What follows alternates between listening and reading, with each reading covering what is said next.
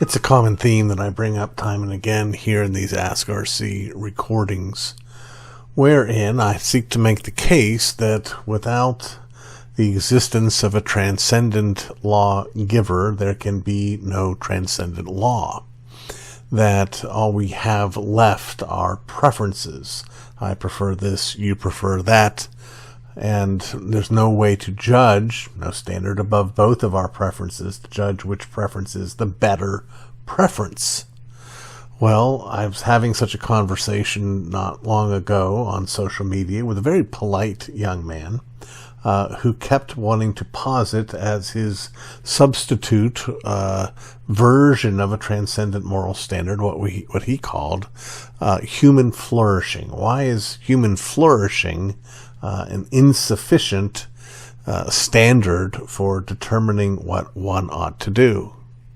To which my reply is, says who? Or why should it be?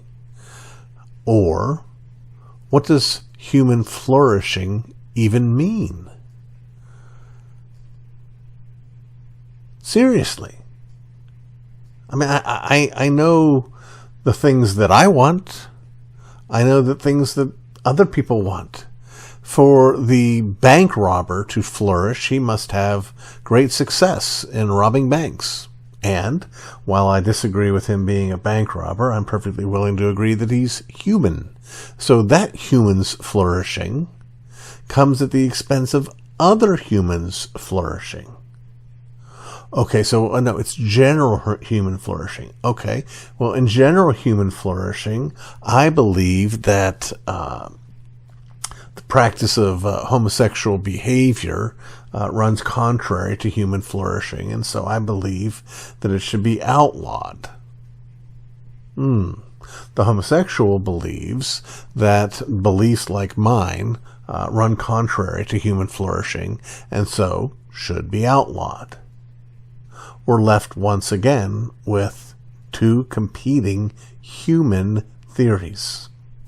Another way of mentioning or raising the same concern, the same objection, is simply this. There is no human perspective. There's this human's perspective and that human's perspective. You can't have man decide anything because men disagree. It's really interesting that my partner in this conversation, who was again profoundly polite and careful, and I went out of my way to tell him, "Hey, man, you're really good at this. You've got some real skills here." But nevertheless, one of the things he kept doing was sort of a sales pitch on this idea of human flourishing as a standard. Why can't we all agree on this?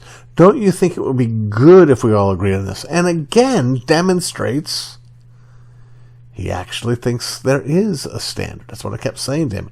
You keep sneaking the transcendent standard in while denying that it exists.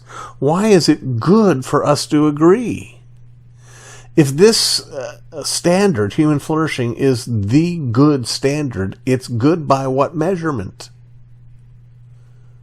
Or put it again, as I said at the beginning, says who?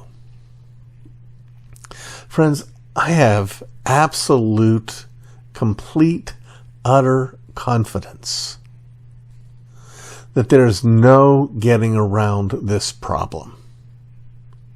If you deny the existence of a being that transcends humans, then you will of necessity, if you wish to be coherent, deny the reality of a transcendent moral standard.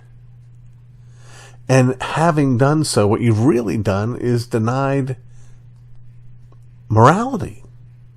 There's no right and wrong. Now, again, what you want to do that when you want to do wrong. But when someone's about to do wrong to you or someone you care about, all of a sudden, now you want the standard. Well, we can't have it both ways if we want to be coherent.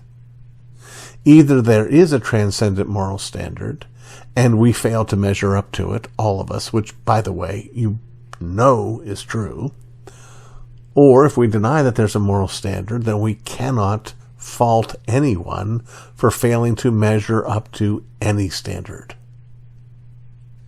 You can't say there's no right and wrong, and Hitler was wrong. That's not one of your options if you want to be coherent.